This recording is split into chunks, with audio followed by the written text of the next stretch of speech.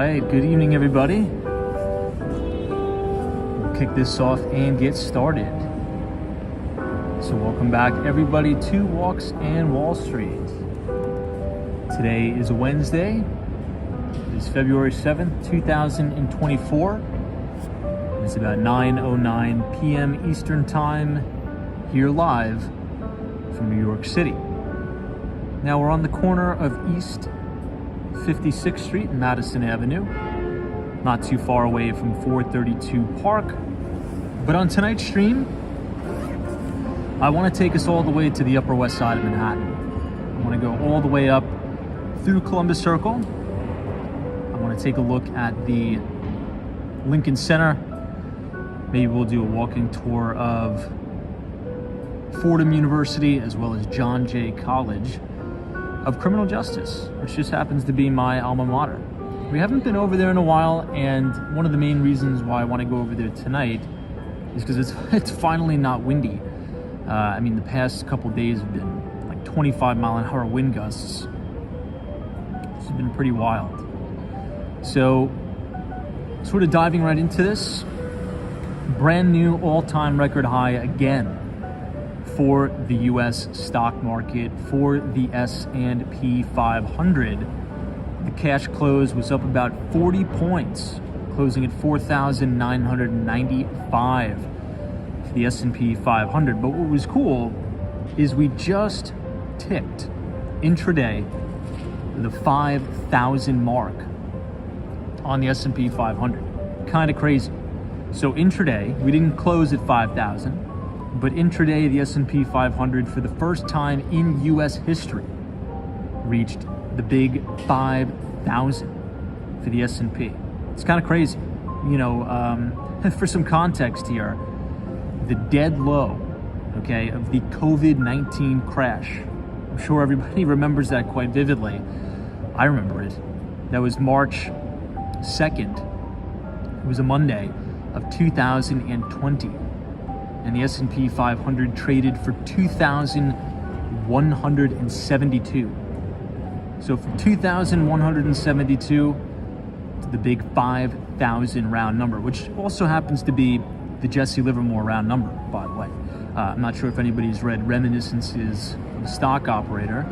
It's one of the greatest investment books of all time. I would highly, highly recommend anybody who's interested in actively managing a portfolio in the financial markets to check out that book, Reminiscences of a Stock Operator by Jesse, or based upon the life of Jesse Livermore.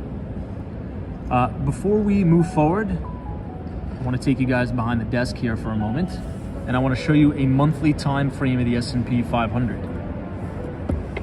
Look at this. So this is a monthly.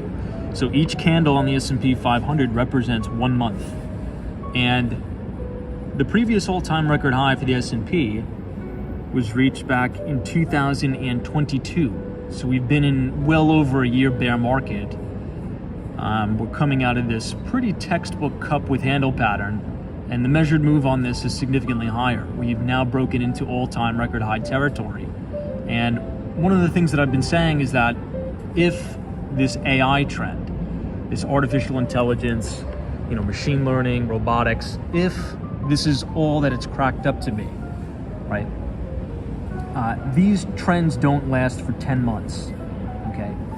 If you think about some of the true market leaders, like NVIDIA, ticker symbol NVDA, these moves don't last for a few months, okay? They go on and on and on and on. Now, NVIDIA is at that very round 700 number as well. But this is probably, I would say, the magic elixir for artificial intelligence, this stock, right? I would say NVIDIA, AMD, and also we could just look at the semiconductor indices in general, which would be the SOX, ticker symbol SOXX for the semiconductor index. All right, we'll go to cnbc.com/bonds. We'll take a look at the U.S. yield curve. 10-year U.S. Treasury yield is just over 4%, and the 2-year is at 4.418%. So the yield curve is still inverted. We'll talk about what that means. But on the long end of the curve, we're starting to see rates actually come down a little bit. according to bankrate.com. Once again, according to bankrate.com, today, February 7th, 2024, the current average interest rate for a 30-year fixed rate mortgage is 7.1%. That is up about 14 basis points week over week. But I will say this, I'm in the real estate business. I deal with buyers every single day. And I've been seeing banks, particularly if you have over $1 million in assets, give out mid fives, high five interest rates. So 5.5 to 5 3/4 on a 30-year fixed. So usually some banks will give incentives. If you move $1 million, if you move 5 million, depends on what the deal is, they will discount 50 basis points. They'll discount 75 basis points as a way to entice you to move assets to the bank.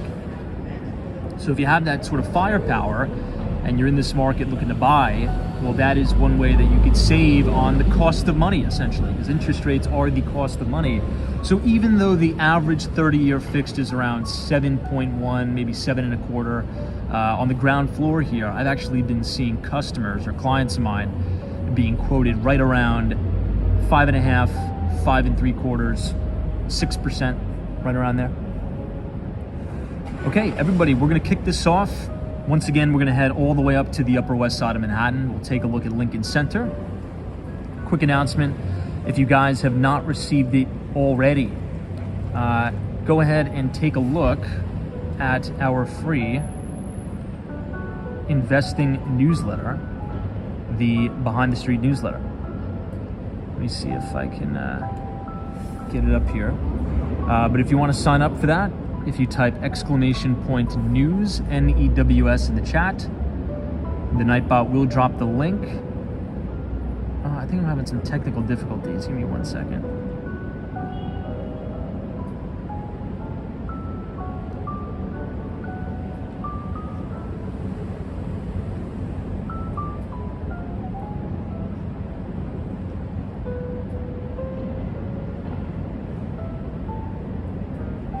Just give me 1 second and we'll get started.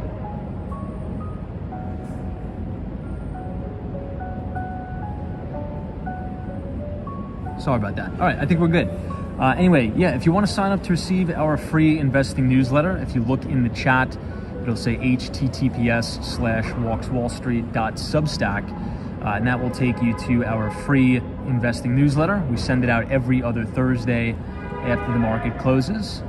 And yeah, let's kick this thing off. Let's get started.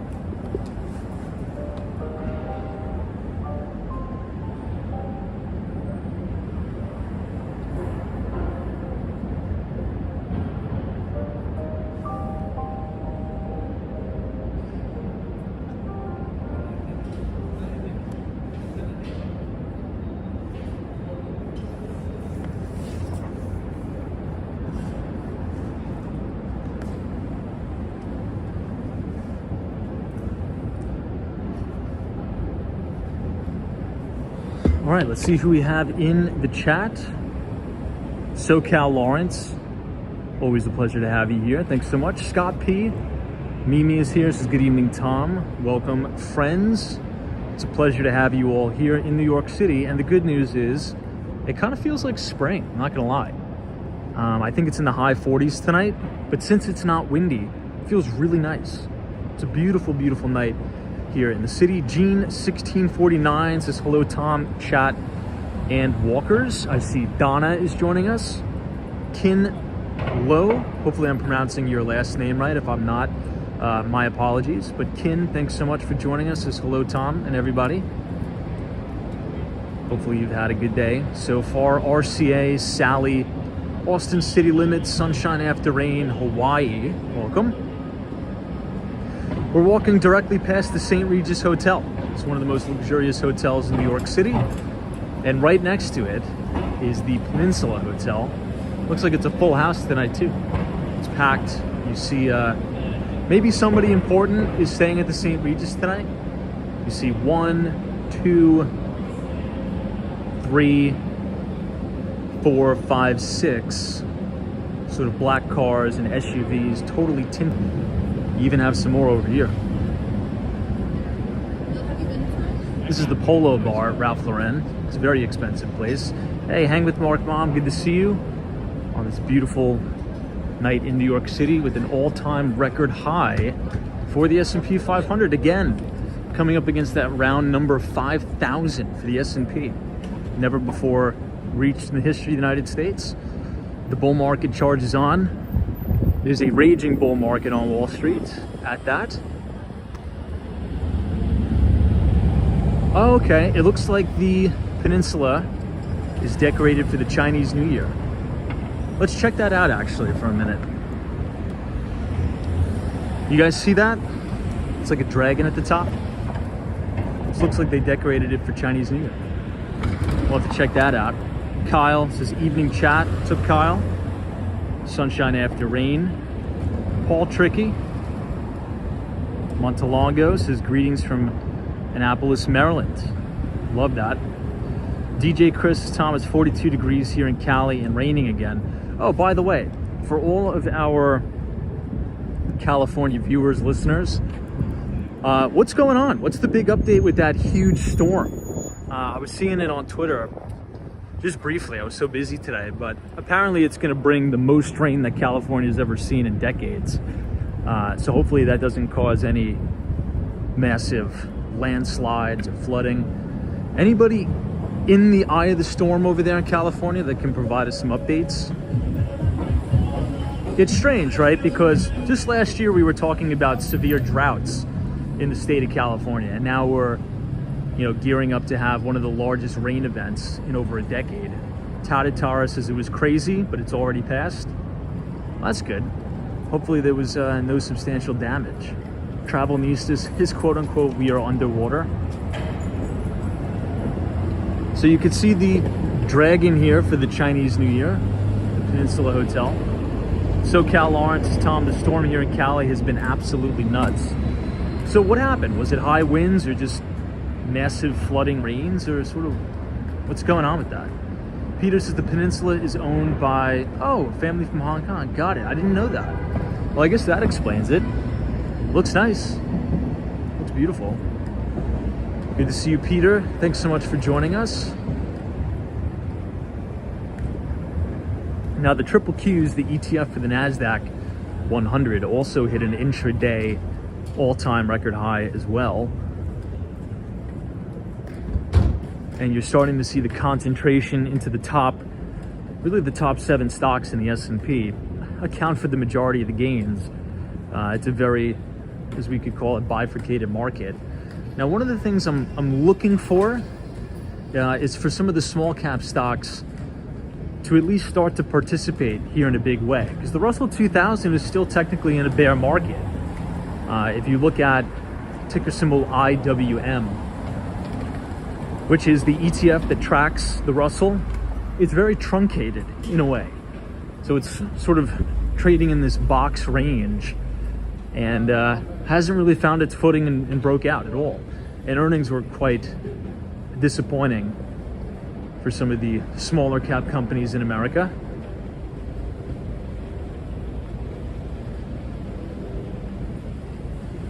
Joe Driver says the Chinese New Year's February 10th and it lasts 15 days. Maybe we'll have to make a trip down to Chinatown. There's probably going to be some cool events going on down there. And we haven't done a live stream down there in quite a long time, too. We'll have to check that out.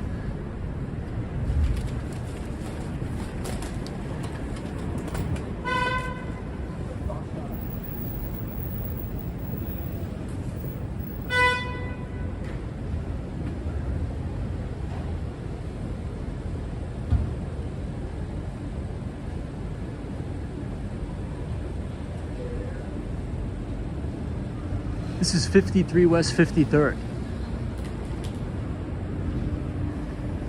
One of the Billionaires Row style buildings. Tug Carter, good evening, Tom. What's up, Tug Carter? Yeah, Austin City Limits is the Russell 2000, and small cap companies in general have really been suffering. They have. Now, usually, right, and we've talked about this, they're more rate sensitive companies, because they tend to be heavily loaded with debt, and the debt that they're loaded up with oftentimes they have a very high ratio of floating rate debt. So as money gets more expensive, more and more revenue at those companies has to be allocated towards debt servicing. You know, if you're a big company like Apple, Microsoft, Nvidia, Meta, right? These companies are such cash cows that it's almost like a non-issue, the higher interest rate environment in a way, right? I mean, just look at the amount of cash that Apple has on its balance sheet. They don't really even need to, so it's just like a non-issue for them, right? To the majority of the extent. But some of these smaller companies, and we've talked about this sort of notion of zombie companies. Has anybody ever heard of that saying, expression, zombie companies? Well, there's a lot of zombie companies in the Russell 2000. And essentially what that means, a zombie company, is a company that can only survive on debt acquisition. So taking on more debt to service its existing debt in perpetuity. Now that works out, and that's an okay strategy, I guess, when you have pretty much zero interest rates and negative interest rates factoring in inflation. But now we have positive rate of return, nominal rates, and real rate of return in terms of interest rates. So that poses a big threat to a lot of those smaller cap companies. This is West 55th and Avenue of the Americas, or 6th Avenue. This is the flagship Hilton Hotel. And then you also have UBS, which took over our good friends at Credit Suisse. I know John Sunderland's like, Tom, that's your car right here. Tesla Model Y. At least it looks like a Y. Now, if I had to lay out a huge amount of money for a car, and if I had the money for it, I'd say Model X. Tesla Model X is for me. Now, this is the Alliance Bernstein building, but even more notable there, I forget which floor it's on, but there's a major hedge fund here. It's called Fortress Investments. Now, one of the former partners at Fortress was Michael Novogratz. We talk about him a lot. It was unbeknownst to me, but apparently he has his own podcast that one of the viewers was so kind enough to send me.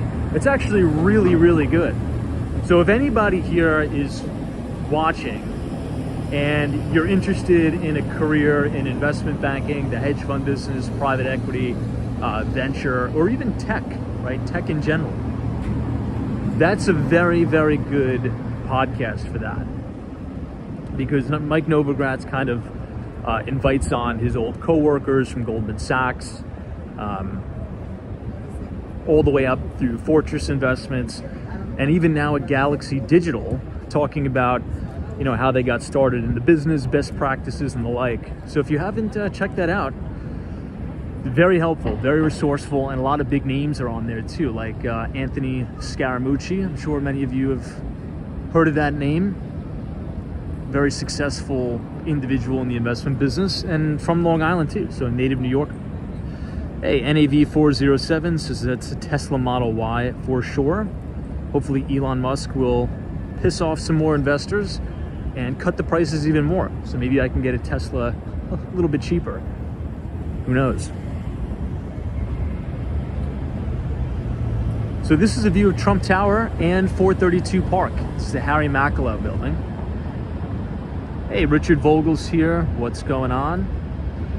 Good to see you. Peters is at the Oculus. There's an art exhibit made of huge red inflated balls stacked on the main floor.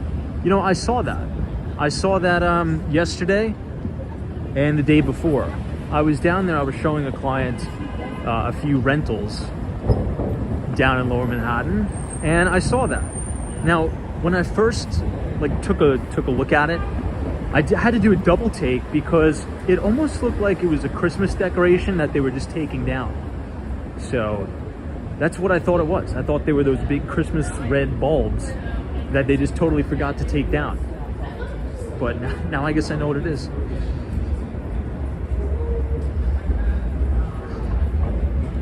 So this is the 57th Street station. This is now the M train. This used to be the F train. It is no longer. It is the M. I used to take this train almost every day.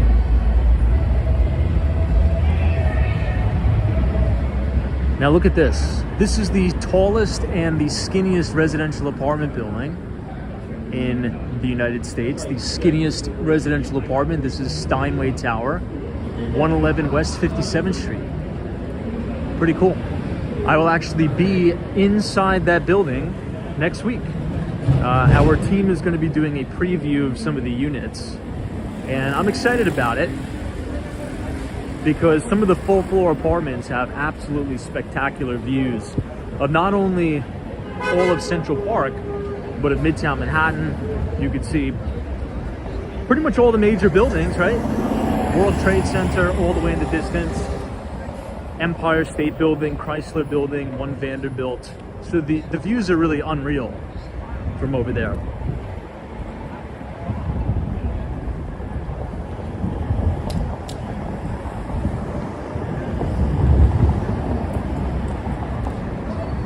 Hey, Jonathan from Florida says, Tom, when are you coming back to Miami? So the real answer is I don't know, but the most probabilistic answer is probably the last week of February, but only for 3 days, because I have somebody moving out and then I have somebody else moving in that may rent my place for 7 months. So I don't know what I'm going to do with that. It's an offer that's kind of too good to pass up. So I'll keep you posted, but I will be down there, even if I rent out my entire place for 7 months. I'll still be back and forth because we're trying to build out a sales division down in South Florida.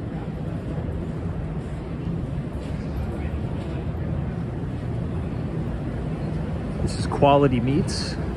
Anybody ever been here? Apparently it's very good. Very, very good. Hey, John Sorley says, hey Tom. Dale says, I'm late and I didn't get notified. No worries.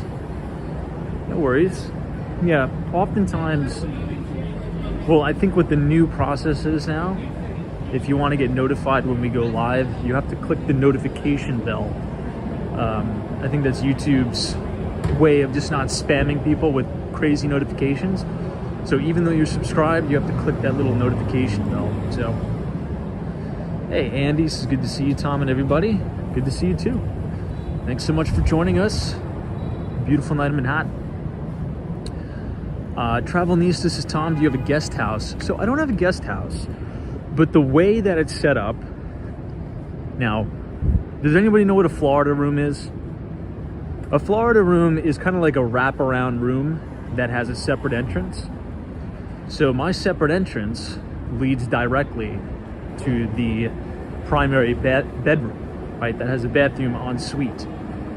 So if I leave that door locked all the time, I could rent out the entire house, 2 bedroom, 1 bathroom, and nobody will be able to access my primary, which is good. But yeah, you know, I guess we'll sort of dive right into it and talk about you know, the real estate market and the demand. Now, my prediction, as you guys know, as we're looking at the Park Lane Hotel, which is totally renovated, by the way. They did a complete gut renovation on the Park Lane Hotel during the Big C virus, and I think it looks fantastic. So if you're looking for a really good hotel, really good place to stay, close to Central Park, might I recommend the Park Lane Hotel. It's very nice. And you have pretty good views at 220 Central Park South as well. But you know, one of my predictions that didn't come true about 2024 snowbird season, right? So for those of you who don't know, usually in South Florida, it's very transient, where the population of Palm Beach, Fort Lauderdale, Miami, it really balloons in the months after the holidays, ending probably around, you know, the first week of May. It's called the snowbirds. People trying to escape, you know, Canada, people trying to escape the winters in New York and Boston and, you know, things like that, Seattle. And I think I believe the snowbird season was really exacerbated by the pandemic. when everybody was going to Florida just to kind of be in the only state that was free to move around, right? Politics aside, population exploded down there. So I was expecting this year to have very tapered demand. In particular, people doing short-term rentals, 3 to 6 months during the snowbird season in South Florida. Well, I was wrong, and if anything, this year has been I've gotten more inquiries of people wanting to do short-term rentals, not only to snowbird, but a lot of people saying, I want to come to this particular neighborhood. I want to live here for 3 to 4 months because I'm looking at properties to buy to relocate. So they'd rather live in the neighborhood, kind of feel out the neighbors, feel out the traffic patterns before they decide to buy or not. So lots of demand, and I wasn't really expecting that at all. Anybody else seeing something similar depending on where you live in the United States? How's the housing market in your neck of the woods? Maybe if you could just drop a comment in the chat where you're from, if demand is still high, if prices are still crazy and inflated. I'd love to know. I'm sure everybody else in the chat would love to know too. As we're rounding the corner on 5th Avenue looking at the major Tiffany building. Hang with Mark Mom says, Tom, my sister is a snowbird in Florida for 4 months beginning in March. Very expensive, but she does it every year and works remotely while her hubby fishes. Look, if you can afford it, talk about a great quality of life. You enjoy everything that New York City has to offer during the spring and in the summer. I always said, right, and this may be a controversial take, I may be a little bit biased because I'm from New York, but there's no place in the world, in my view, like New York City in the spring and in the summer. You can't beat it. This is the place to be. New York City, right as the spring is starting, right as everybody's coming out of those winter doldrums. The city is on fire in the spring and in the summer. So if you can afford that quality of life to take advantage of New York during the summer and then head to Palm Beach or Fort Lauderdale or Miami in the winter, God bless. That is absolutely the life. So this is the main Tiffany building. Bernard Arnault, who's the CEO of LVMH, actually bought Tiffany and made a $500 million investment into renovating Tiffany & Co. And now it is bigger and better than ever. Group says, Tom, prices here in St. Cloud, Florida is crazy and there is still no inventory. Wow. So where is St. Cloud, Florida, by the way? And excuse my ignorance on that. Is that the west coast of Florida or is that the east coast of Florida? UniJ23 says, Tom, prices are still inflated in New Jersey and supply is very low. Justin S says, Tom, my father goes to Florida every winter and has a camper. He lives from January to May. Love that. Jimmy B says, Northern New Jersey, Bergen County, top dollar and limited inventory. Bergen County, I'm not too familiar, but I think Bergen County, New Jersey has some of the best public schools in the nation. Is that right? I've never lived in Bergen County. I don't really know anybody who does, but I feel like that's true. I feel like I heard that somewhere. Bergen County, New Jersey, and surrounding counties, and really New Jersey in general, have some of the top public school, public schools in the entire nation. So that's probably one of the main reasons why it's so expensive too. Hey, Peter, this is Tom. I'm in Tennessee, and it is crazy with all the blue staters moving here. Houses are scarce, and consequently, the prices are going up. Yeah, Tennessee is another state that saw a massive population influx due to the pandemic. Now, the only thing I could say about Tennessee, particularly Nashville, right? Major cities like Nashville, I think that problem will solve itself because there's a lot of building going on. There's a lot of construction. The problem with New York City is we just don't build any product, which sucks. right? And all the product we do build are these ultra luxury, you know, high end, you know, $2,000 square foot apartments. And, you know, there's not a lot of inventory. So basic supply and demand, if we don't build and everybody wants to be here, the prices are going to go sky high. Now, with places like Nashville, Tennessee, there's a very healthy pipeline of new development. So as that goes on the market, I think it's going to do a really good job to satiate some of that demand. And hopefully prices will come down. I think the same thing is going to happen in Miami, right? There's a very big pipeline down in South Florida, particularly Miami, Fort Lauderdale, of new development. And I think that's going to bring prices down. So, all right, this is Trump Tower. It's open to the public from 10 a.m. to 10 p.m. You have the wine and whiskey bar, the Trump store, the Trump Cafe, and the Trump Grill. I didn't know they had a Trump store there. Hey, Chris says nobody is building anywhere to keep up with millions of new arrivals, says Chris. It's true. Andy says, amen from Nashville. Please don't move here. I actually may be in Nashville in a few months, by the way. Anyway, more on that later. Peter says we have no income tax in the state of Tennessee. Dan Sang says, hey Tom, it's Chinese New Year this Saturday. Are you going to do any streams in Chinatown? I think I will. And I think I want to spend the majority of my time this weekend hanging out in Chinatown, enjoying all that the festivities have to offer. So I'll be there. I think it was Peter in the chat, or Pete, advised that the Peninsula Hotel is owned by a company based out of Hong Kong, and that's why they have all the decorations up for the Chinese New Year. I didn't know that. I didn't know the owner of the Peninsula is from Hong Kong. You learn, see, this is why I do the stream. You learn something new every day. It's all decorated for the Chinese New Year. All right, but we're getting a little bit turned around and distracted. We're actually supposed to head to the Upper West Side, which we're totally on the opposite side for that. So let's go. Let's go where we intended, I guess, for tonight. Anyway. But it looks like something important is going on here. This used to be the old Abercrombie. Anybody remember this?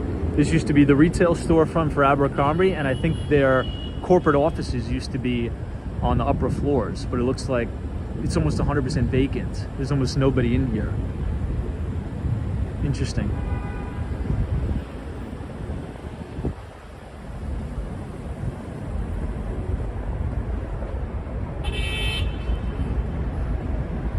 So I guess in summary, the vast majority of the people who chimed in the chat are still saying wherever they're from in the United States, in their neck of the woods, there's almost no inventory and the prices are still really high. So with that being said, right, you know, there's some deals to be had here in New York City, particularly in Manhattan, places like Sutton Place, but you haven't really seen a lot of like very aggressive discounts. So with that being said, why on earth would the Federal Reserve start to cut interest rates? I mean, I think that would send the market skyward, right? If you make money less expensive, you're going to inflate another housing bubble. Hey, Daryl is here. He's from Chicago. What's up? Keith says, I wouldn't buy a bagel at that Trump store. I don't think they sell bagels. I oftentimes actually eat at the Trump Grill there because my office is right next to it. But if you look at the, what is it called? Like the prefix menu or something? I don't know what it is. But they don't sell bagels there. It's actually not bad at the Trump Grill. I think it's $60 and you get a 3-course lunch. So you get a soup, you get a choice of like a pasta or a steak, and then you get a dessert at the end. It's a good place to go just to grab a quick bite with the client, particularly if you have a meeting or something, or your office is close by like mine is. This is the Apple Vision Pro, the main 5th Avenue Apple store. We went in here 2 nights ago.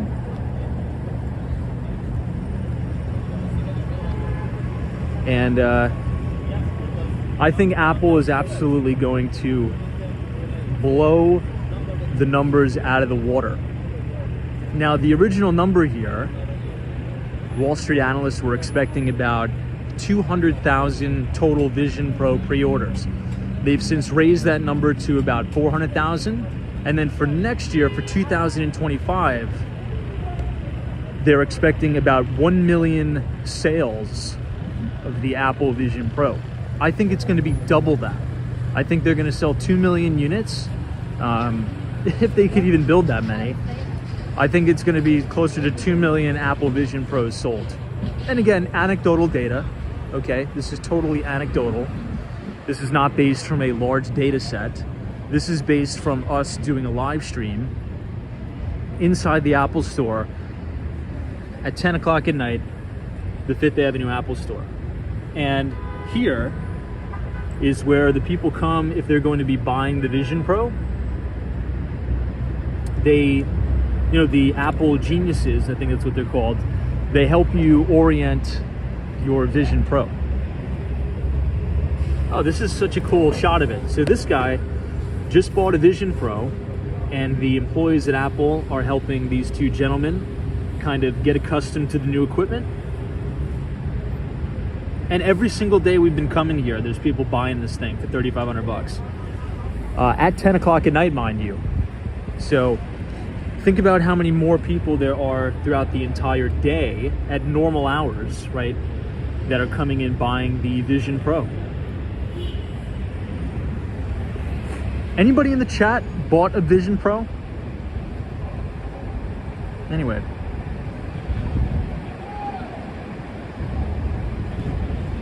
Hey, Ace Options Trading says I've been enjoying my Apple Vision Pro. Quick question for you, Ace Options Trading. How does like TradingView or Bloomberg, if you have it, or MarketSmith, how does that look on the Apple Vision Pro? I mean, I feel as if I were to buy that little headset, I'd just be sitting on the couch, with a huge screen and just scroll through charts all night. I think that would get maybe a little bit too addicting. I don't know. All right, let's head over. Let's head all the way over to Columbus Circle, and then we will go to Lincoln Center. But if you guys are enjoying the live stream so far tonight, feel free to leave a like on the video and click the subscribe button if you're new. We do these live streams every single night starting at 8:30. But I think before we head over there, let's check out the Sherry Netherland. As the S&P 500 reaches that big round number of 5,000, there's a really good lesson in the book Reminiscences of a Stock Operator, which is based upon the life of Jesse Livermore. And there's a chapter in the book that talks about round numbers and the psychology around investing when stocks really hit those big round numbers. But back in the day, Jesse Livermore used to trade in the bucket shops down on Wall Street, and then he would come in the cloakroom of the Sherry Netherland. Or I should say the bar of the Sherry Netherland.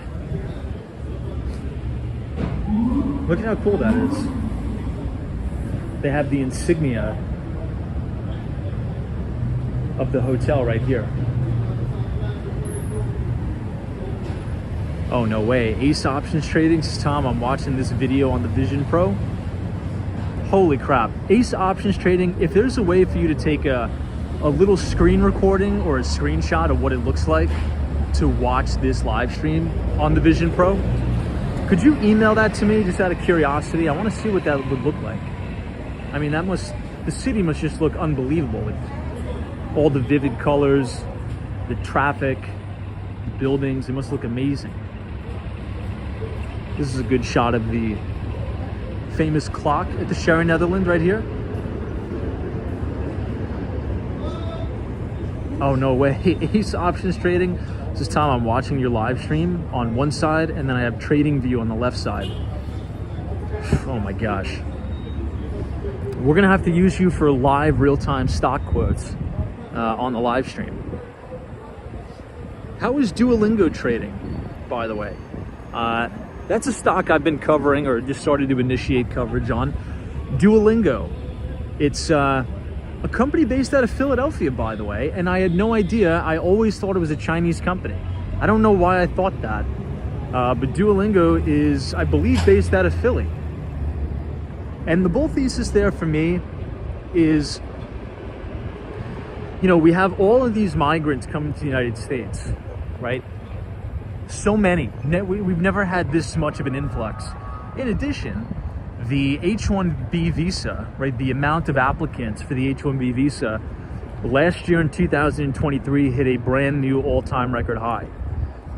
So the demand for people wanting to come to America is at a record high. And for them to be successful in this country, they're going to need to learn English, right?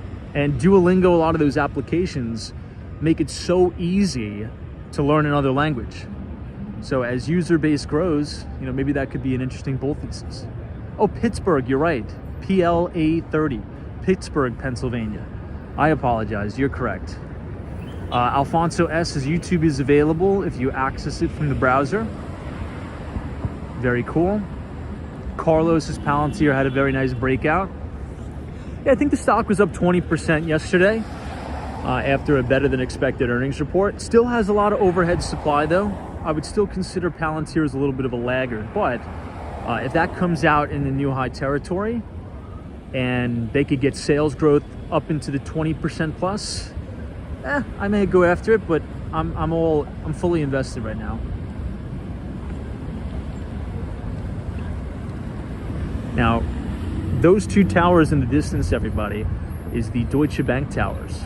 Deutsche Bank, the German investment bank, has moved from 60 Wall Street all the way up to the Time Warner Center, taken over.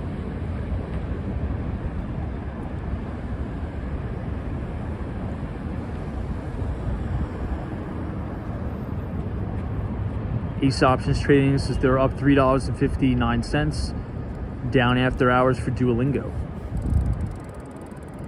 Ace Options Trading says, Tom, I use Duolingo myself for German lessons. Not the best at it yet. I think that's one of the greatest, well, I'll reframe it like this. It's a huge missed opportunity in the United States, at least the way the New York State public education system is structured, because I didn't start to learn a language until high school, right? 8th or 9th grade. That's when I first was eligible to enroll in a foreign language, right? And all of the studies show that it's easiest to learn a language when you're very young, when your brain is very malleable, right? It is my view, and many of you may disagree, but it is of my view that we should automatically start as early as kindergarten teaching the youth of America a second language, right? Spanish, Mandarin, Korean, German, Japanese, because it only, the amount of skills that you acquire only makes you more marketable and valuable in the marketplace, right? Think about if you're competing for an investment banking job, right? Or a tech sales job, and one applicant knows only one language, right? Only knows English, but the other applicant that has the same grades, same qualifications, well, they maybe know Mandarin, or maybe they may know Spanish, right? That's only going to give you the upper hand and make you more valuable in the marketplace. I mean, think about the population of China, right? Billions. And if you don't know Mandarin, you cannot transact and do deals with those individuals. So you've just totally secluded, you've reduced your total addressable market, you've reduced your TAM, right? I want to be able to do deals with everybody.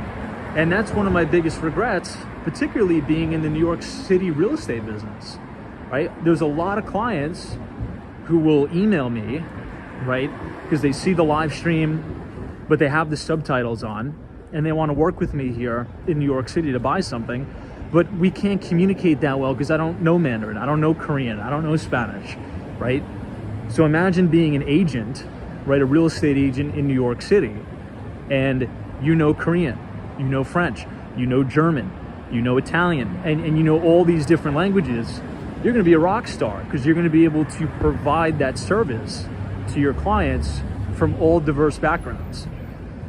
So I think if I had to do it over again, I would start learning a language and I would put all my energy into learning at least 3 languages. I only know English, and it is a huge disadvantage, a massive, massive disadvantage. But does anybody agree with that, disagree? Any different takes on that? What are your thoughts? I'm curious. Someone says, good evening from Paris, France. I've just finally taken the steps of subscribing because it looks nice and I already watched it several times. Well, God bless you and thank you for being here all the way from Paris. Whoa. Hopefully I'll be able to visit France one day. Assuming I get my passport, we'll see. And Nina says, yep, I'm fluent in 3 languages. Huge advantage.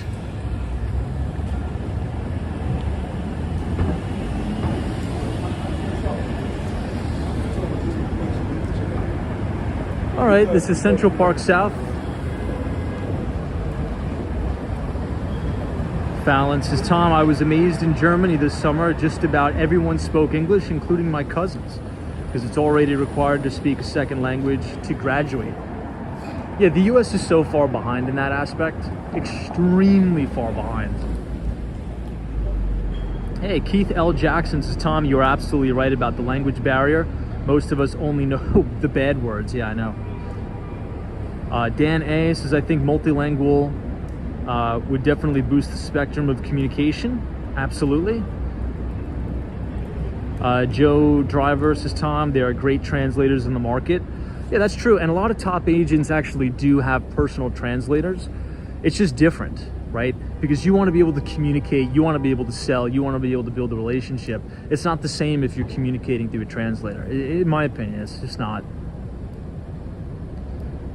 William says, absolutely, early language learning is key. So it seems like everybody is in agreement. So how come like we haven't implemented this in the public education system yet? I feel like this should be a requirement. I don't know. Ace Options Trading says, hey Tom, what would be a good idea if you're a first-time renter trying to get a Midtown apartment? I guess it just depends on what you're looking for.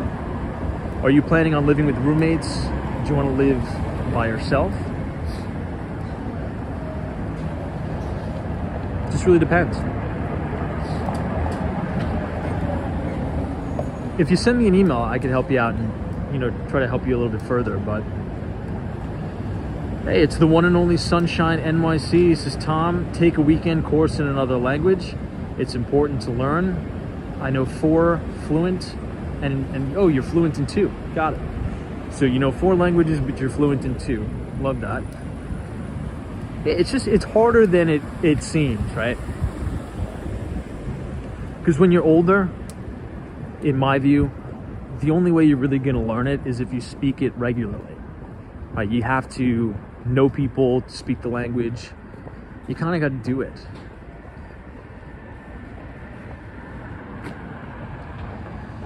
Hey, Marvin says, it's not a popular opinion, but I think the world should learn English.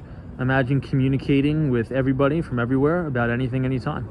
Well, I think that's our point, right? Most people from other countries already know English.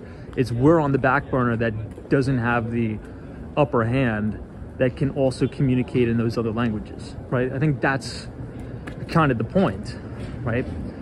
I have a lot of friends from Korea. All of them that are under 30, they're totally fluent in English and Korean, right? And some of them know Mandarin. But I don't know Korean. I don't know Mandarin. I think that's the point.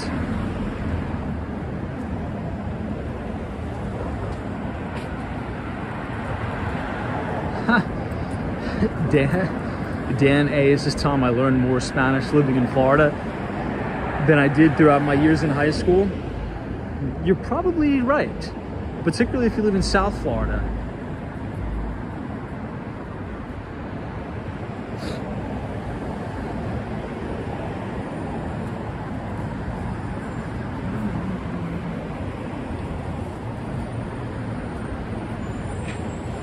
Oh, Brian M says it's a good application, iTalk-E.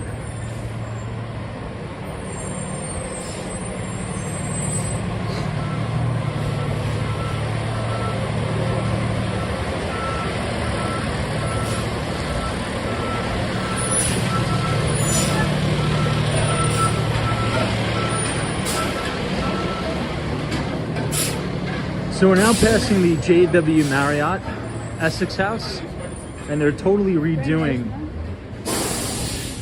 the restaurant in the building. So this is a historical landmark, actually, the JW Marriott Essex House. And you have all of the construction here. This is going to be a brand new restaurant. And you can see the historic Hotels of America. Look at that.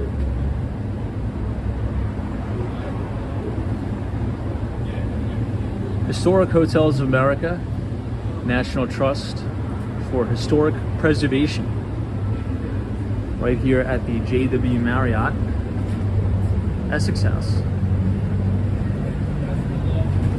It's a really nice hotel in here, by the way. It's a 5-star hotel. It doesn't have a swimming pool, but the interior is really, really nice. Classic Art Deco style. And right next door, the neighbor to the Essex House is the New York Athletic Club.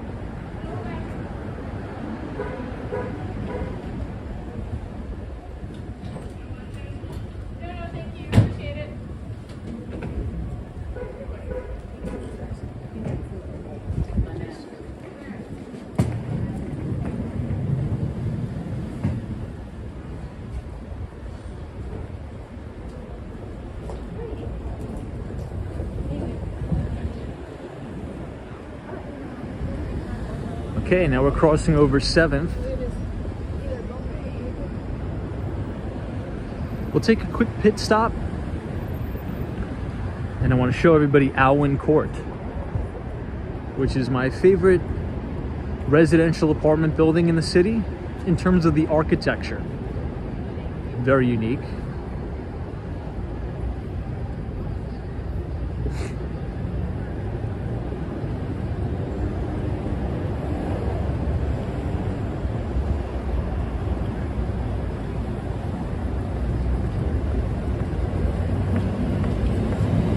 Now that I'm thinking about it, as we've been having this conversation about how can you make yourself more valuable in the marketplace, I think I'm going to make a bold statement here. I think you would be more valuable in the marketplace if you knew, 3 languages like English, Mandarin, and Spanish than you would if you learned how to code. Because if you think about software engineering and coding skills in the future, a lot of that is going to be, replaced by AI. Like, imagine once we can train an AI to code, it's going to make the most perfect code going. But communication, I think human interaction is always going to be so precious and so valuable that if I was young today, right, let's say if I was 10 years old, I would absolutely hammer on learning Mandarin and Spanish. Like, I would do every single thing I can to acquire another language. I think that's going to be even more important than computer science skills. Being able to communicate with everybody. F says, I agree with you. Good news. It takes about 2 weeks to learn a language. I don't know about that. I don't know about that. It took me about 28 years to learn English, and I'm just getting good at it now. This is the Steinway Tower, the skinniest residential apartment building in the city, and 157.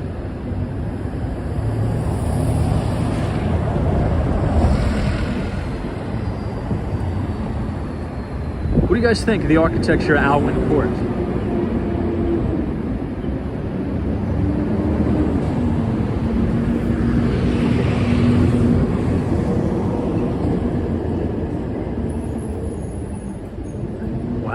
Guys, look at this. Check that out. Jen says, what is your first language? My first language is English. Hopefully you could tell that.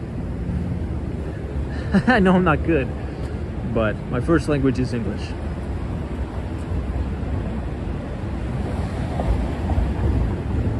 What is this, a Model T? Something like that? This thing is so stunning. And look at the trunk. The trunk is literally like a briefcase. That is so cool.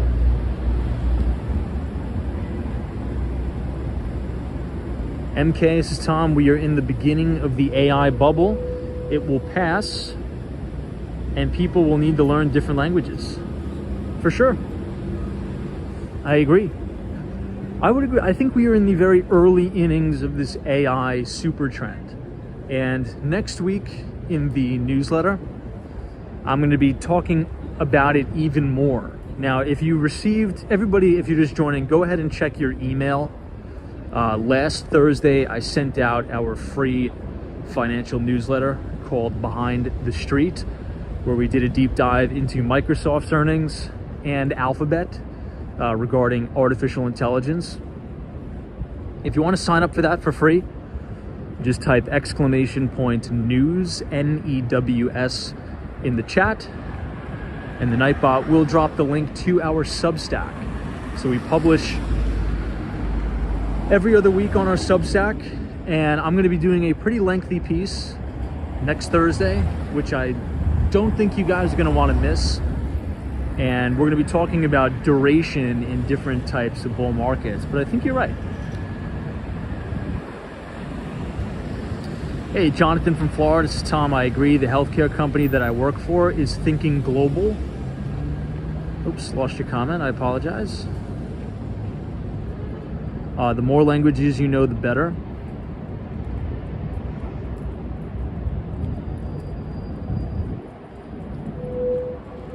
Hey, Kenny, what's up? Now, speaking of another crazy car, I think this is a Maserati. It's printed right on the decal. Anybody a big car enthusiast in the chat? How much do you think these go for, these Maseratis? 80,000 to 100,000, something like that? Now, the Maserati is very conveniently parked right outside of 220 Central Park South. This is the best-selling building on New York City's Billionaires Row, right here. Okay, Chris B says, Tom, that's a Model A. They do tours in a vintage car of New York City. Wow, I didn't know that. I mean, how cool would that be for a YouTube live stream? Maybe we should do that on a weekend or something. I will rent out, or I'll have, the gentleman that gives the tours in that little car, and we'll do a full live stream in the Model A around New York City. I think that'd be kind of a fun stream. All right, 220 Central Park South. This is a Vornado development. This is the best-selling building on New York City's Billionaires Row. And Ken Griffin, who is the CEO and founder of Citadel Securities, purchased 2 full floors in this building. This is one of the most luxurious buildings in the entire world. And we're standing outside the Golden Gates right now. Pretty crazy.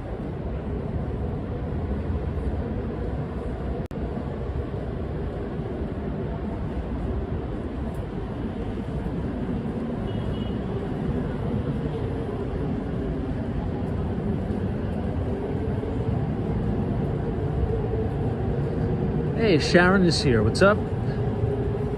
Sharon, do you have a start date, by the way? I know that you've accepted an offer at Charles Schwab. Did they give you a start date in the city yet? You're actually not going to be too far away from my office. Hey. All right, let's bang it right on Broadway here. And let's go up and explore 15 Central Park West. This was completed in 2008 during the depths of the financial crisis, and it's still sold out like mad and commanded ridiculous pricing.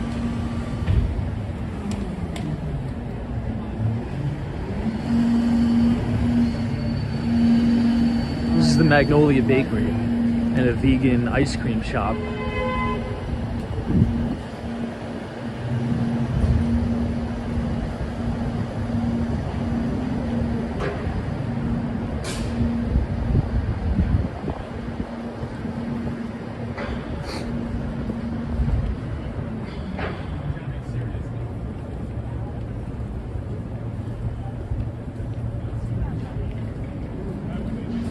It looks like there's almost 100% occupancy in the Trump Tower tonight. So the first 16 floors, ladies and gentlemen, right at 1 Central Park West, is the hotel. And the residences, so if you own a condominium or you rent a condo in Trump Tower, it's the 16th through, I think, I forget, maybe the 50th? I mean, look at the contrast there. You could definitely tell that this is the hotel, and there's probably a lot of foreign buyers in the Trump Tower because I would say more than half of the units, the lights are out, like there's nobody home. But the hotel is cranking, ripping Trump Tower tonight. Sunshine, New York, so Tom, will you get the Apple Vision Pro? I don't think so, Sunshine, to be honest. I mean, it's a cool product, don't get me wrong, but I think I'm gonna wait for like generation 2 or generation 3 to come out to get it. I'm just not that big of an enthusiast of the AR, augmented reality stuff, but I am leaning into it hard from an investment perspective because I think this thing is gonna rock the world.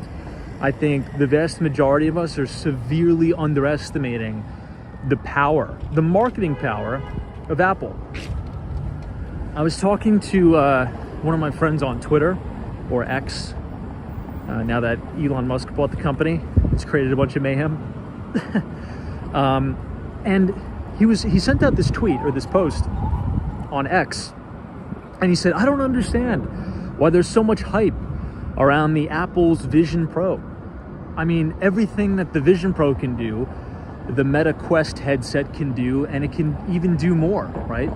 He was arguing that the Quest headset is a better product. And I said, it's irrelevant, doesn't matter, right? It doesn't matter. And actually, I'm almost 100% positive that the Meta Quest headset is probably 1,000 times better than Apple's Vision Pro, okay? But you gotta understand something called marketing and branding. You could have the best product in the entire world. It could have all the bells and whistles. It could crush the competition in terms of the features, the functionality, the battery life. But if nobody knows about it, okay, nobody's gonna buy it. Apple has done probably the best job out of any company in the history of the world to build such a cult-like following. You know, there's even a meme, you know, sometimes I scroll through Twitter and Instagram, and then there's a meme that says, my iPhone, it couldn't even work, and I would still use it over the Android, right? You know, anything but Android. So I think the marketing tactics, the branding of Apple, I mean, their product could be 20 times worse than the competitor, and people will still buy it just because that it's Apple, right? And to tell you the truth, I think we spoke about this on previous live streams. I don't even know. I mean, now I know because I've researched it. But prior to the Vision Pro launch, I had zero idea, literally zero idea what the Quest headset even looked like. Couldn't tell you what it looked like. And that's a multi-billion dollar company, Meta, right, backed by Mark Zuckerberg. There was no branding, there was no hype, there was no nothing. You know, look at how many views that the marketing video for the Vision Pro has compared to the marketing video for the Quest headset. I think it has like 60 million views for the Vision Pro. And then you have, you know, Casey Neistat doing all his promotion for it. So it's just the brand awareness, it's the hype, it's the recognition. You could have the best product in the world, but if nobody knows about it, nobody's going to buy it. So anyway, wow, this is a pretty cool view of Billionaires Row, standing outside 15 Central Park West.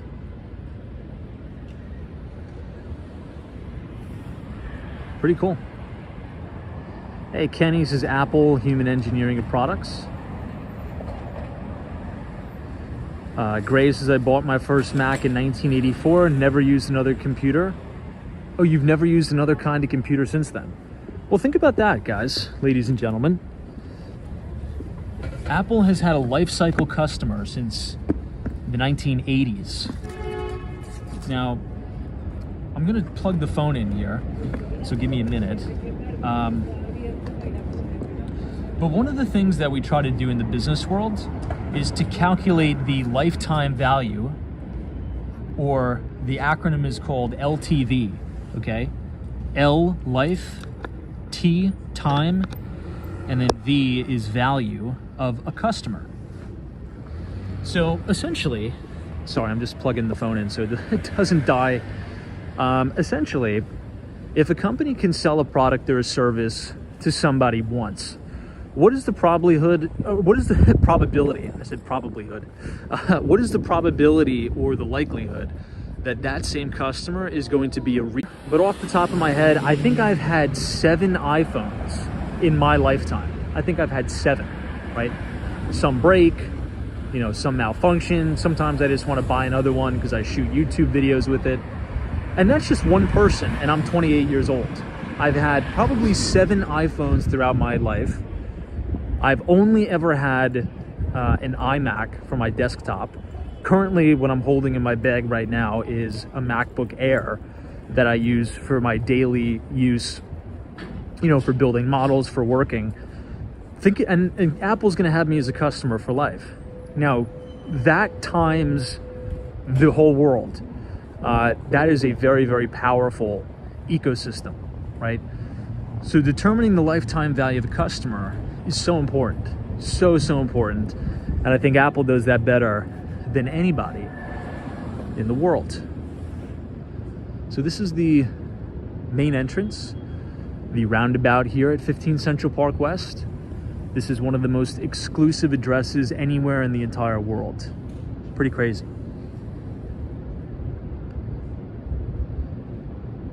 Hey, Gary, this is 2 billion connected Apple products at the moment.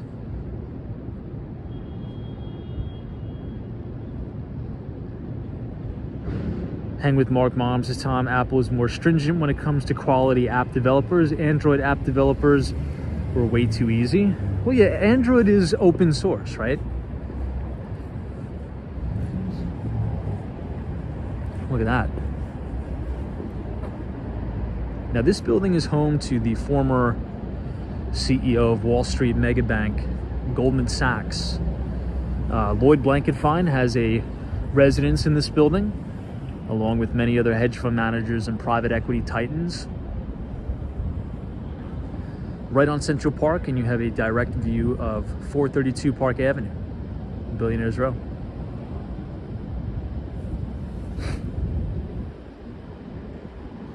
Cease is a professional product for professionals, childishly simple, but which is a professional product.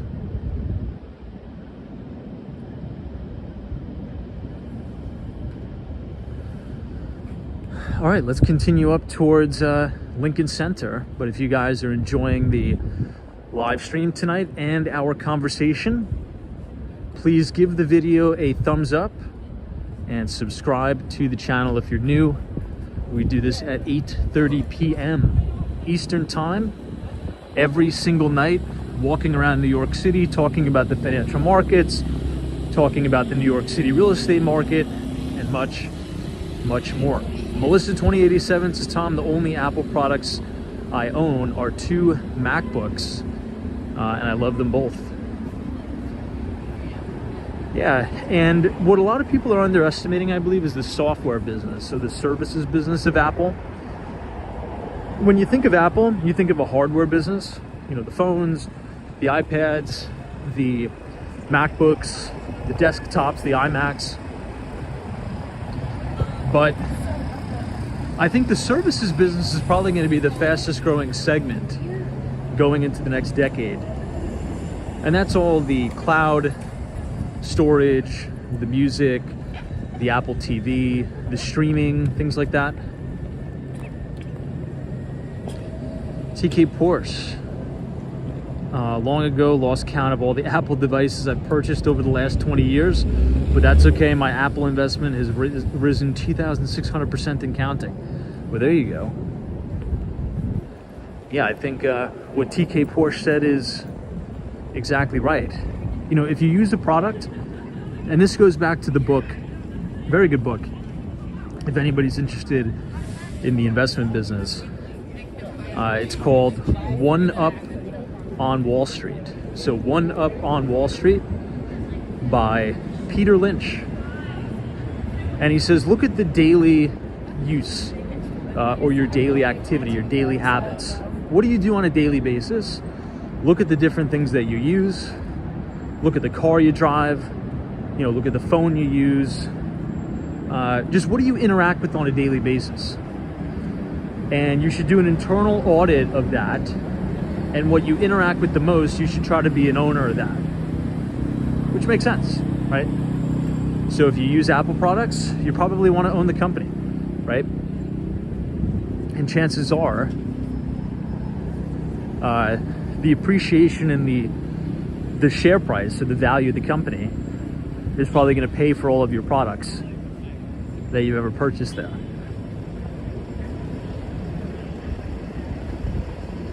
Green Star TV says, what's some undervalued AI stock? I don't know. What do you think? What do you think is an undervalued AI stock?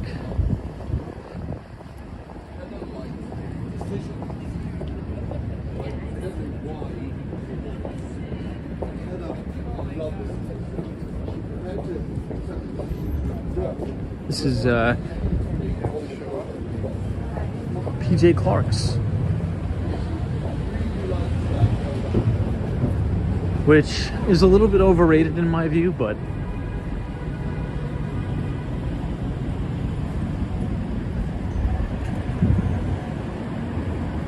all right, everybody, look at this. This is Lincoln Center. Here we go. Gary says, Tom, if you walk into an Apple store day or night, it is always busy. I can attest to that. We actually went in the Apple store 2 nights in a row, and it was 10 o'clock at night, and there were 20 people in the store just buying the Vision Pro at 10 o'clock at night. So, I mean, imagine what that looks like during the middle of the day. You know what, everybody? We'll actually do that experiment, okay?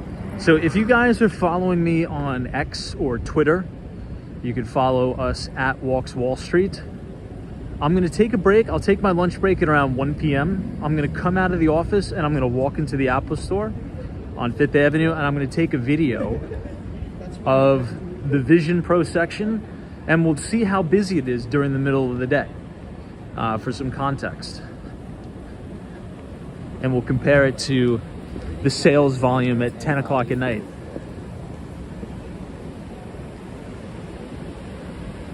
Wow, look at that. Isn't this just the most beautiful thing you've ever seen?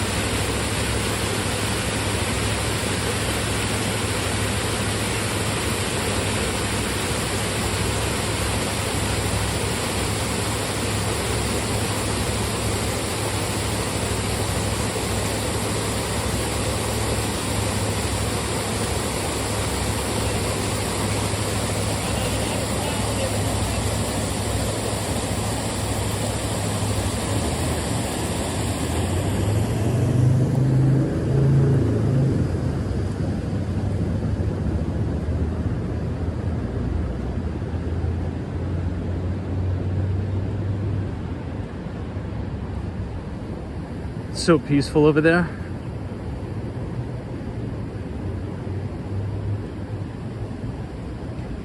So this is Lincoln Center.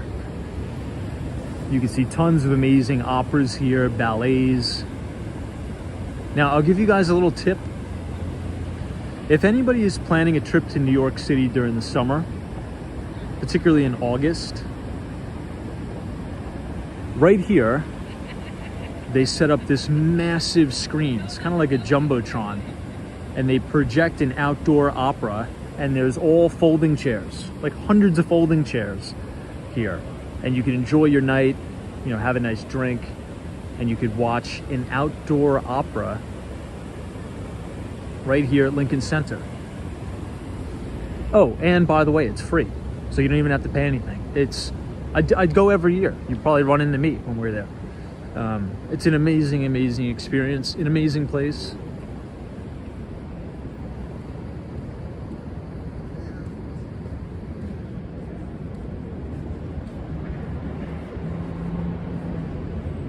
Oh, this is one of the box offices. Look at that.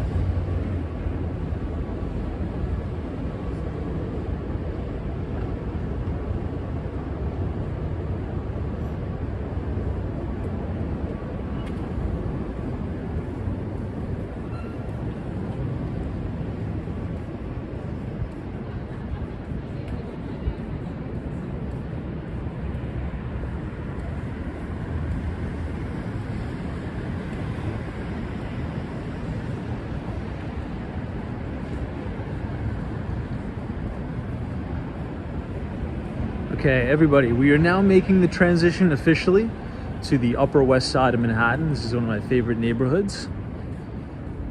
We're now on West 65th Street. F says, here's a question, says, do billionaires and centimillionaires make the world a better place? Yes.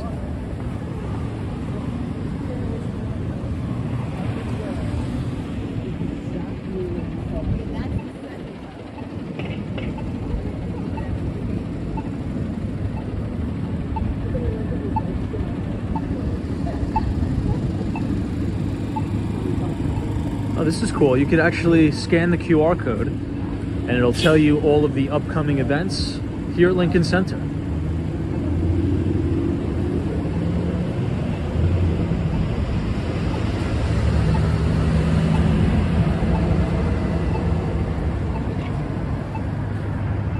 This is also the campus of Juilliard. This is one of the best music schools in the entire world. They do dance, performing arts, all types of really cool stuff. Film.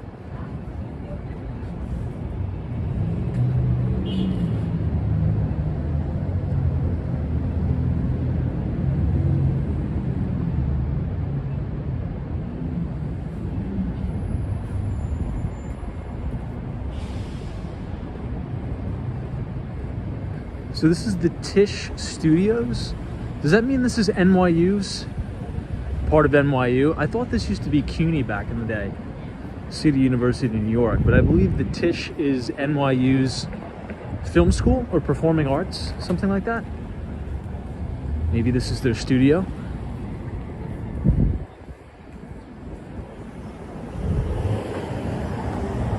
'66th Street, Lincoln Center.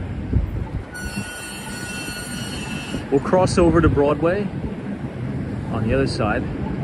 Hey, Mohammed, what's up? Says, hey, Tom, great evening tour. Glad to join you this time. Likewise, Mohammed, thanks for being here. We appreciate it. Yeah, and it's not that windy. It's kind of a cool night. I thought we had a pretty good conversation tonight. We talked a little bit about AI, but we also talked about how to make your skills more marketable, how to make yourself more valuable to the marketplace. And learning a foreign language, learning a second language definitely helps. So maybe that could be a catalyst for Duolingo, right? The education sort of learning-based company out of Pittsburgh, Pennsylvania.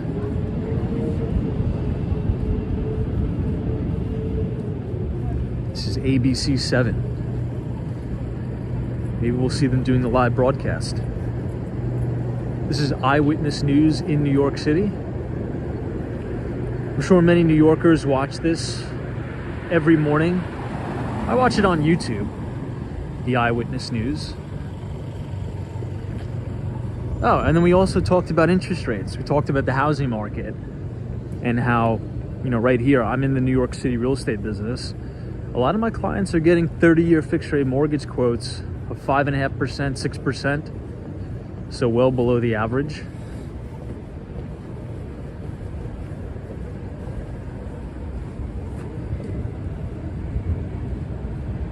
It's kind of cool to be able to see the TV studio.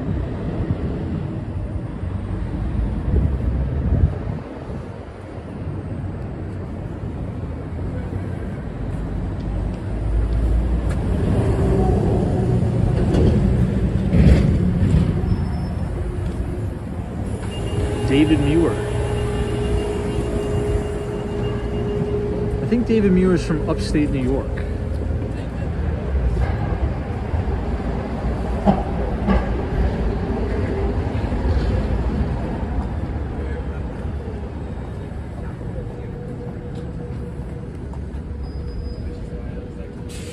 Oh, it's going to be 50 degrees tomorrow. Thank God. Maybe we'll be walking around in a t-shirt.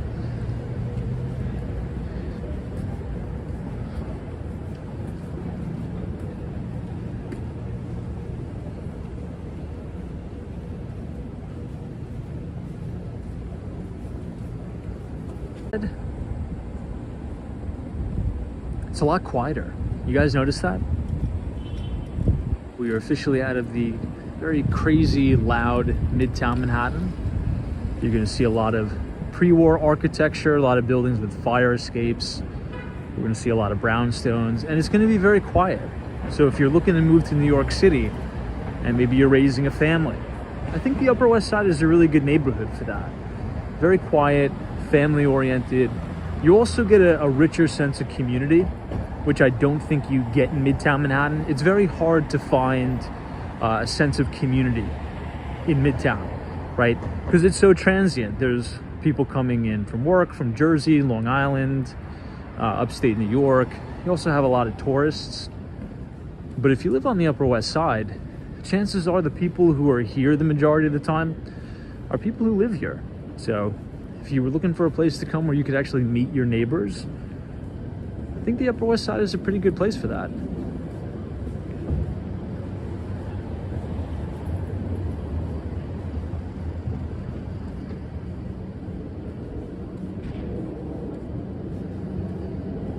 DA says, Tom, do you carry cash? I do not carry. I don't even remember the last time I've held physical cash in my hand. I use Apple Pay for pretty much everything. I just think it's more efficient.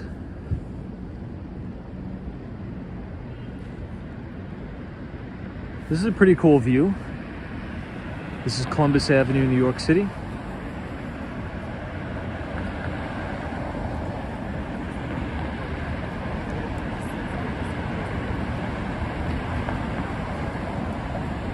Hey, yesterday 15. Says Hell's Kitchen has a great community as well.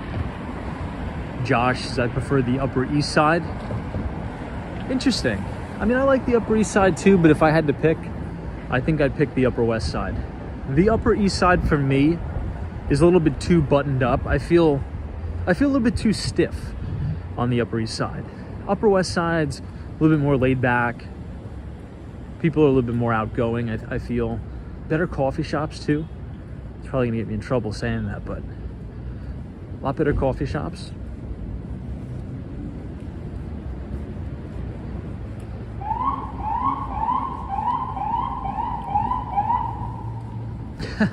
I know Dan Sang's like, well, if you're gonna go to Chinatown or Flushing, probably want to have cash for sure. Yeah, lots of cash only restaurants there.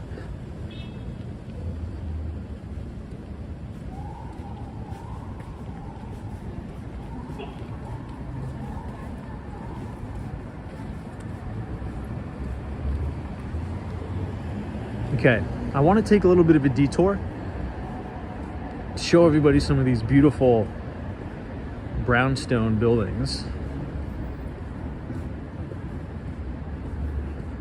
Look at the facade on these buildings here in particular. Isn't this stunning? I think these are totally, at least the facades are restored and remodeled. Look at that.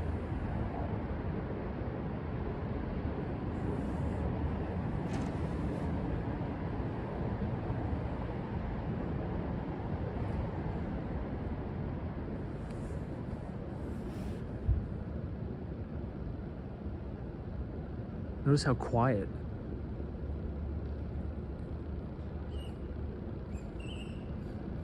Oh, look at these two rats, they're fighting.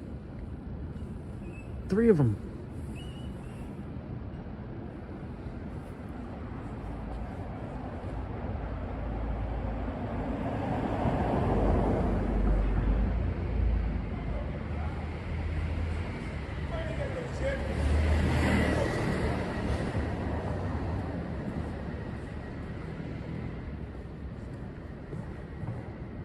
Whoa, look at that.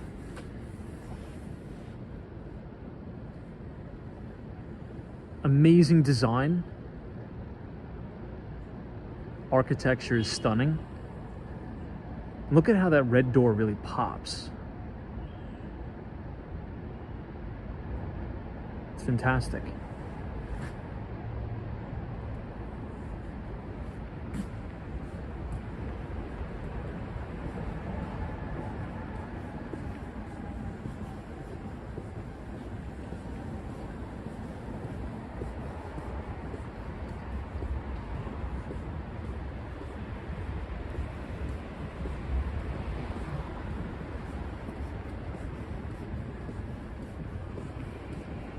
All right, let's go up a little bit more.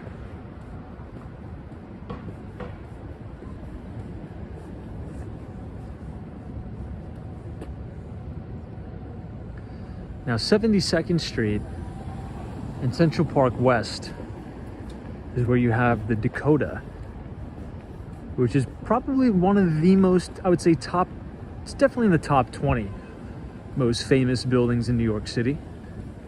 John says, what's Soho like? Love Soho. I was just there today because I was showing one of my listings.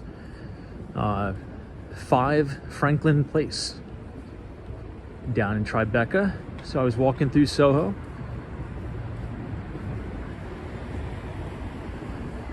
Maybe we'll do our live stream in Soho tomorrow night.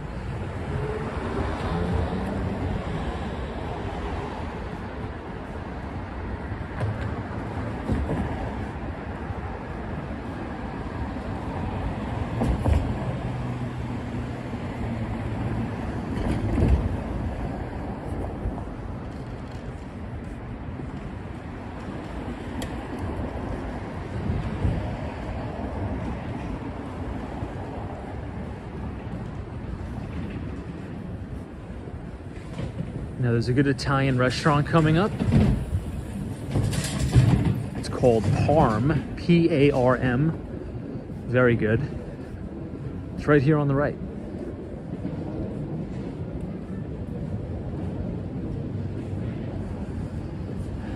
Hey, Western Mass Dave, what's up? Welcome to the Upper West Side of Manhattan. This is Hello Tom and Chad. Busy tonight?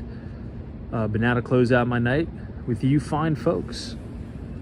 Appreciate it, Dave. We're just checking out the Upper West Side. This is one of my favorite restaurants up here. It's called Parm. And we're pretty close to the Dakota too. Since we're here, we might as well go to the Dakota. 72nd Street, Central Park West. Very close to Strawberry Fields, overlooking Central Park. Gorgeous. Love the Upper West Side of Manhattan. Much quieter, pre-war, brownstones. Hey, Brad's Brain. What's up, T-Cal?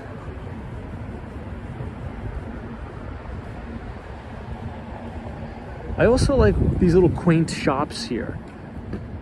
There's all these little pop-ups.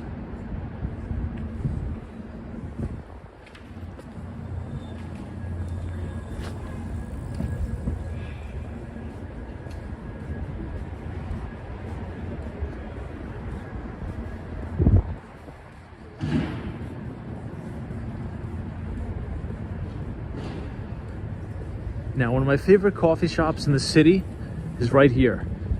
It's on the other side of Columbus Avenue. Unfortunately, we can't go there because there's a big dead zone. There's like no cell service right here, but it's called Black Press Coffee. It's fantastic. But let's bang this right and go all the way to the Dakota.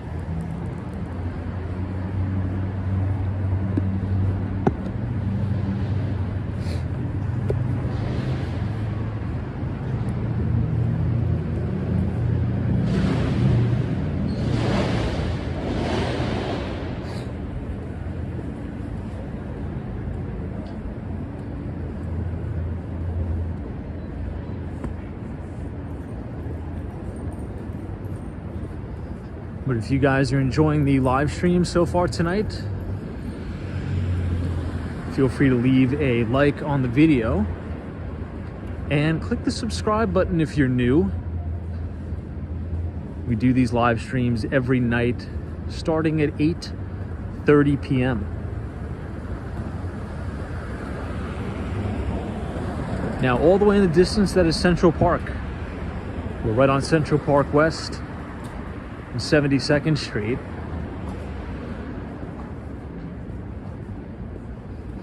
When we get all the way to the corner, you're gonna see why I love it so much.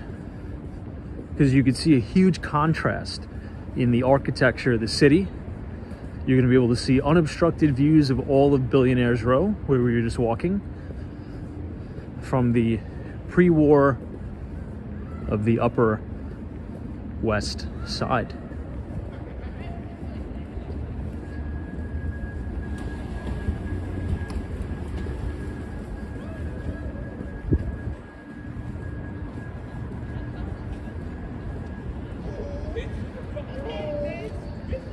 John says, Tom, are there any decent priced garages in New York? I want to drive down, but I hate paying $50 for parking. $50 is actually a pretty good price. If you're paying $50 a day, that's not bad. If you want to buy a space, I have individual parking spaces available for $140,000. I've sold 2 of them. We have 1 more left. All right, look at this.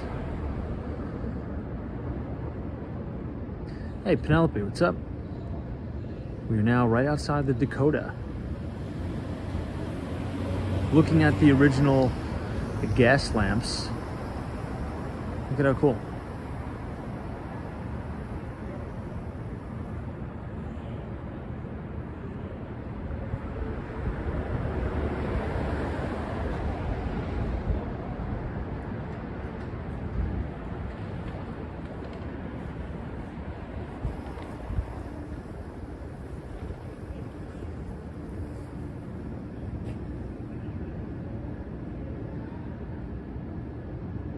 Isn't that pretty cool? Look at all the architecture here.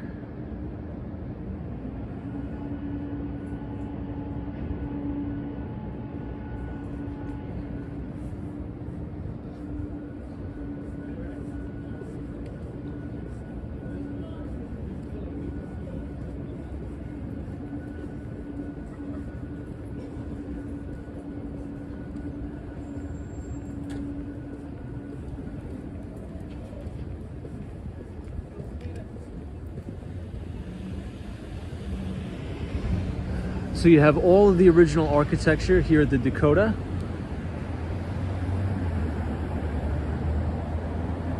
And all the way looking down 72nd Street. But take a look at this contrast. It almost kind of looks unreal, right? In the distance, you see all those mega tall skyscrapers from 220 Central Park South, Central Park Tower, Steinway, and 432 Park. It's like you're looking into the new New York from the old New York.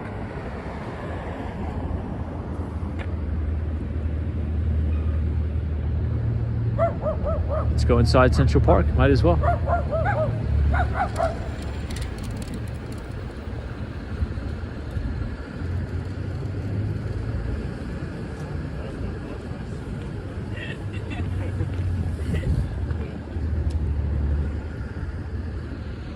And that's 432 Park, the Harry Mackellow building.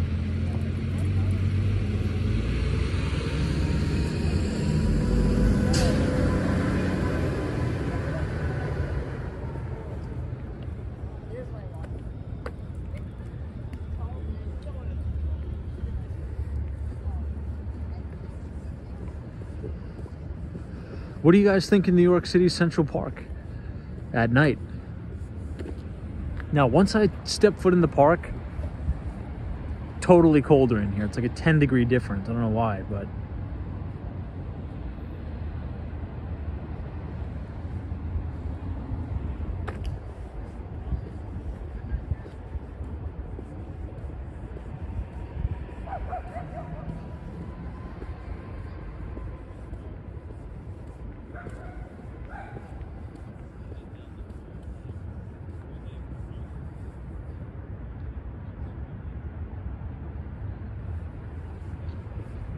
here we are at Strawberry Fields.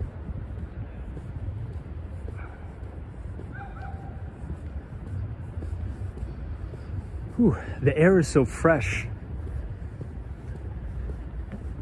It's definitely like 10 degrees cooler here.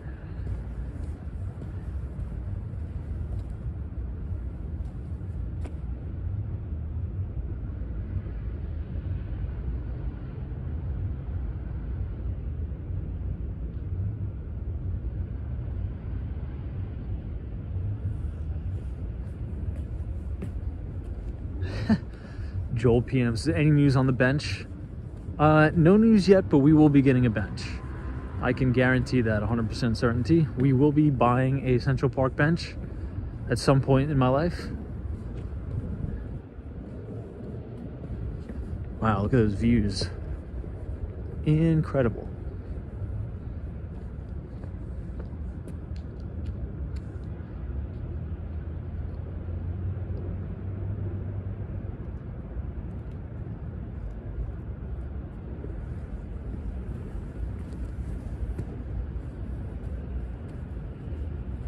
So you can see 1 Vanderbilt, Steinway, 157, 432 Park.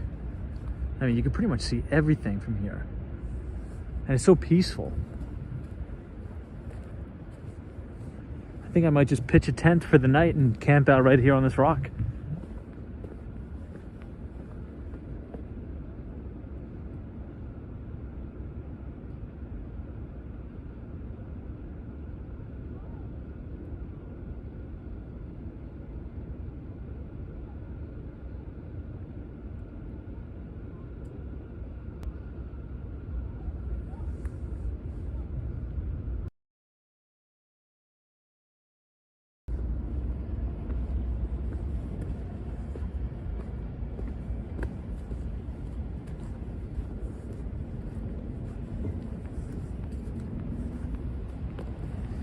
All right, let's head down.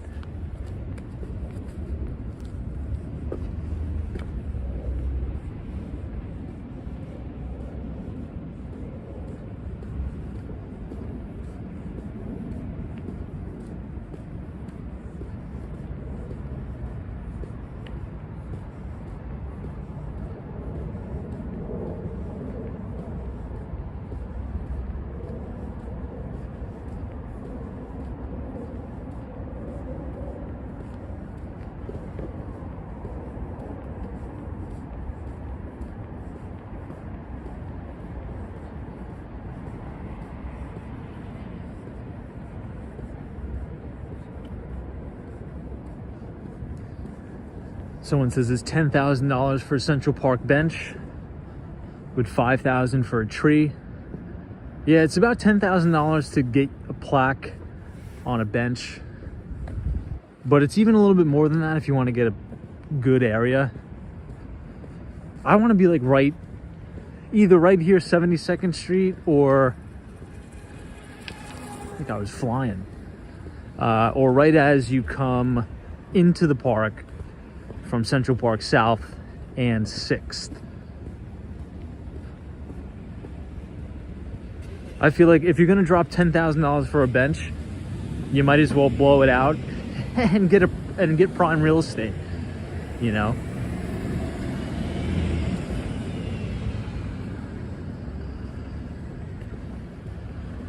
So maybe we'll have to go like 18,000 for a bench right at 59th Street, Central Park South. Who knows? We'll see.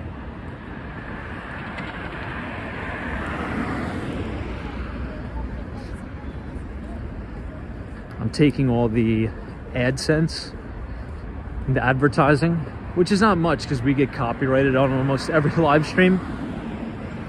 But I'm taking all the AdSense and I'm putting it in a investment account. And maybe in 2-3 years, we'll use that to buy a bench, kind of like this. So the plaque would be here, Walks in Wall Street. Open to all viewers who want to just come, chill, hang out, dream big in the big city.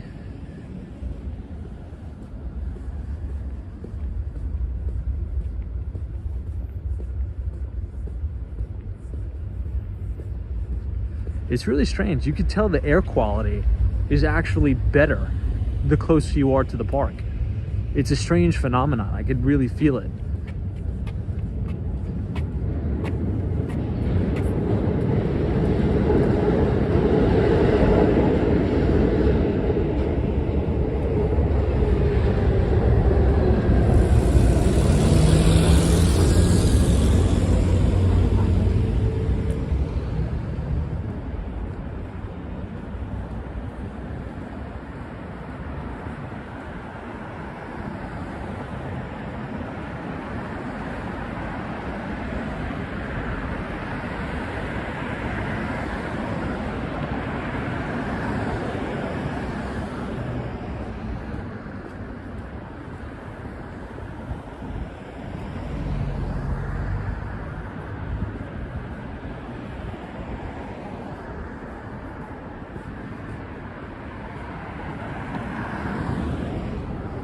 This is another cool entrance to the park. This is East 69th Street. Hey, Dr. Longus. What's up? Long time no see.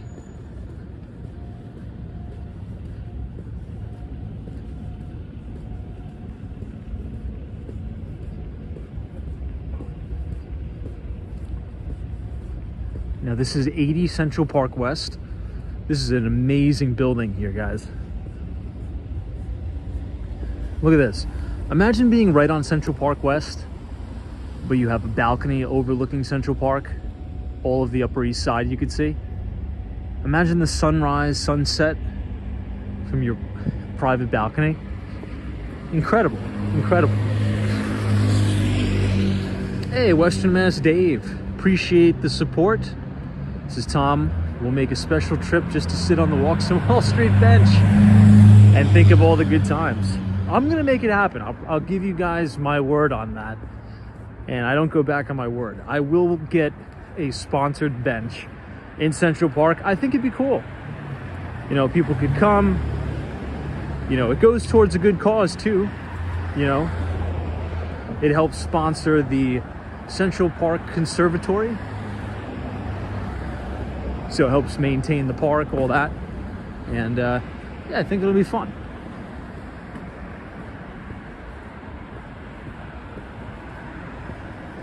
Now this is prime real estate near Central Park, right here. This is Tavern on the Green, which was in jeopardy of closing down, actually. Thank God it's still open. This is a New York City icon, Tavern on the Green. But Dave, thank you so much for your $10 donation. I promise you that will be going towards the bench for sure. Peter says the $10,000 bench contribution is the tax deductible to $3,000. Oh yeah, because I guess that would be considered like charity. I don't know. I don't know if that's technically charity, but who knows?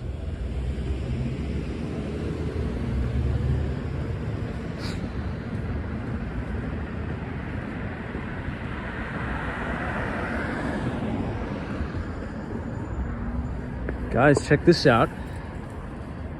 So you have one plaque here. Looks like this one is open. Maybe we'll get it right here. Although I kind of want to be inside the park. I don't want to be on the outskirts. But then again, I mean, this is very strategic. look, we would have the bench right next to the tavern on the green.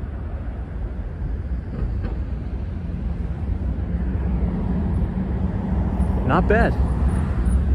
We'll see, we'll see.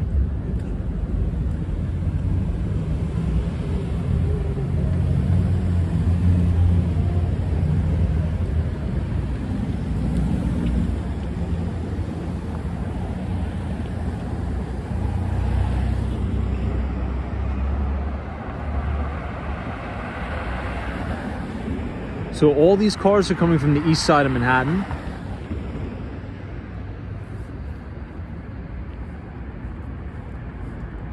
Man, these cars are flying now. Hey, Penelope, I appreciate it. Thank you so much for your $10 donation. This time I want to sit on the bench with you and Western Mass Dave. We'll make it happen. The donations will definitely be allocated accordingly, I promise.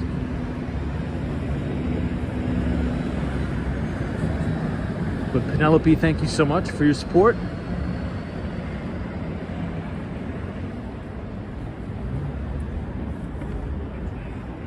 Wow, look at that.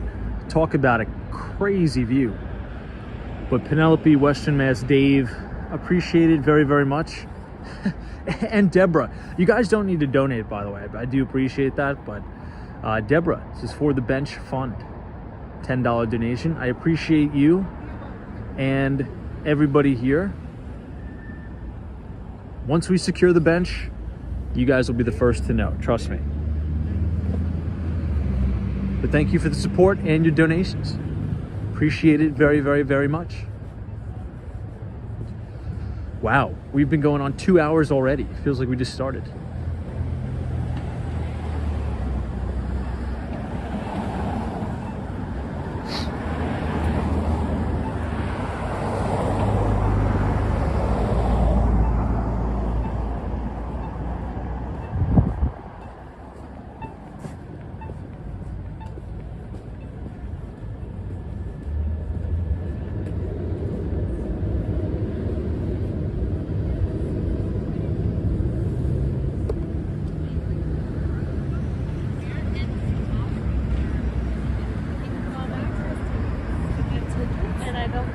I'll take you guys back to Columbus Circle and then we will call it a night.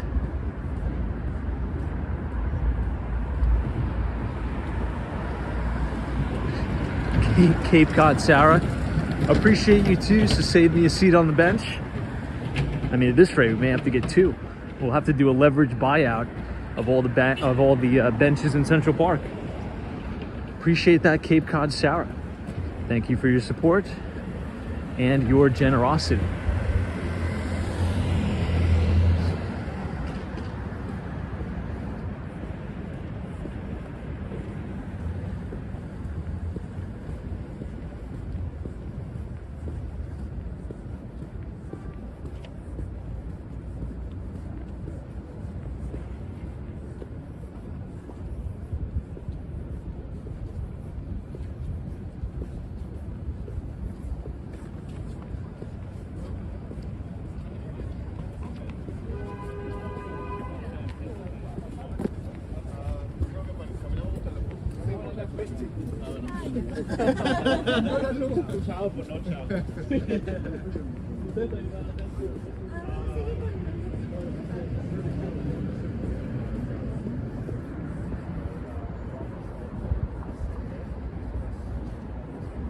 That's 1:57.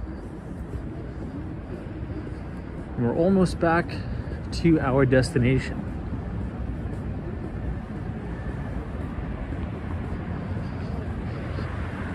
So I appreciate everybody coming out, enjoying the stream tonight. If you enjoyed the live stream, feel free to leave a like on the video and click the subscribe button if you're new. We will be back live tomorrow at 8:30 p.m. We'd love to have you. If you want to sign up for our free investing newsletter, all you have to do is scan the QR code on your screen or type !news, NEWS, and you could be signed up to receive our Substack every other Thursday for free. We talk about the financial markets, the New York City real estate market, and much more. Hey, the AUS Fly Girl, appreciate you very, very much for your very generous $20 donation. Appreciate the support. Thanks so much for being here. Thanks so much for supporting. So we're back at 1 Central Park South, or 1 Central Park West, excuse me.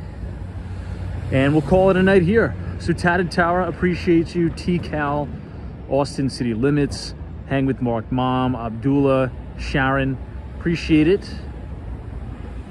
Lori Crockett Owens, Nina, Unij23, Sunshine After Rain, Muhammad, AUS Fly Girl, Western Mass Dave, Cape Cod Sarah, Deborah, Dale. There's always a bull market somewhere. You just need to know where to look. Brad's Brain, Sally, everybody that I missed. Take care. Good night. Hawaii, appreciate it. Crypto Meme, Phil, and Joe Driver. See you tomorrow.